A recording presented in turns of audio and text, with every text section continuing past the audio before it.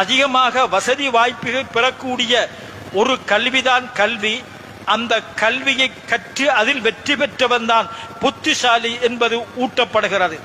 இதனால் அவனுடைய மனதில் மார்க்க கல்வி மலினமாகிவிட்டது. இப்பொழுது நாம் பார்க்கிறோம், முதலில் மதரசாவிலே மார்க்க கல்வி போதிக்கப்பட்டது.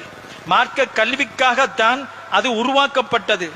அந்த மார்க்க கல்வி கற்றுக் கொடுப்பதற்காகத்தான் அக்காலத்தில் வக்குவு செய்யப்பட்டது.